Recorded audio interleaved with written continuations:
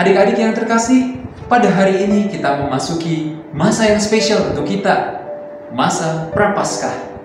Masa yang menjadi momen bagi kita untuk menata kembali hidup kita, supaya cara hidup kita menjadi benar. Lalu apakah selama ini cara hidup kita tidak benar? Nah, mari coba kita lihat bersama-sama ya adik-adik. Pernah gak sih kalian bermain game sampai larut malam, sampai lupa belajar, lupa makan, lupa istirahat? Pernah gak sih kalian lebih bermilih untuk menunda-nunda pekerjaan yang diberikan dari rumah, diberikan oleh orang tua, ataupun juga diberikan oleh gereja? Pernah gak sih adik-adik sekalian lebih milih untuk mager, malas gerak, dan tidak melakukan hal-hal yang produktif yang bisa mengembangkan talenta adik-adik sekalian?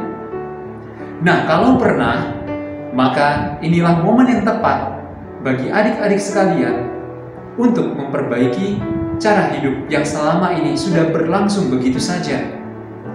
Adik-adik sekalian, mengapa hal yang demikian bisa terjadi?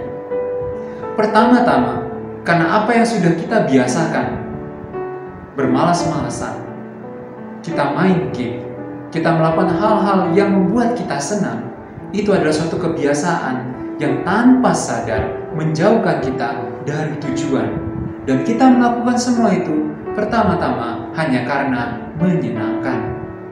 Hal itu tidak salah, namun kalau sampai overdosis, berlebihan, saat itulah sebenarnya kita akan sakit.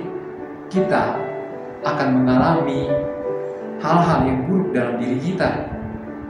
Nah, maka adik-adik sekalian, momen Prapaskah menjadi masa bagi kita untuk menata hidup kita. Kita ngerem dari semua kebiasaan-kebiasaan yang selama ini berlalu begitu saja.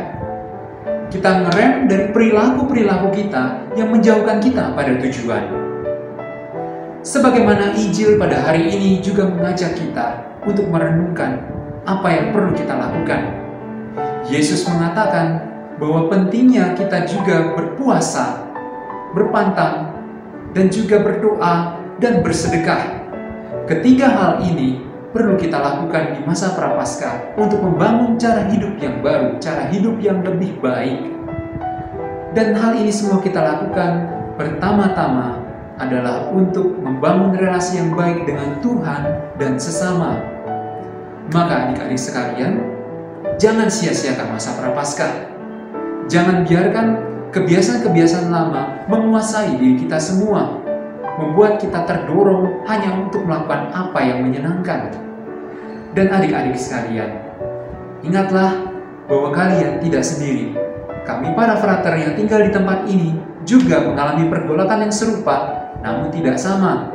Kami juga ada yang senang bermain game, membaca komik, nonton YouTube, bermain sosial media.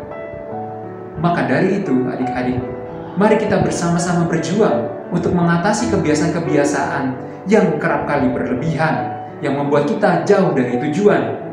Untuk itu adik-adik sekalian, jadikan momen Prapaskah ini momen kalian untuk menata hidup, momen kita semua untuk memperbaiki diri dan bertobat.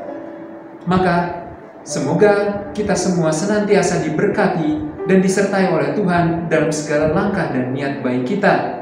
Tuhan memberkati, salam sehat, dan damai sejahtera. Amin.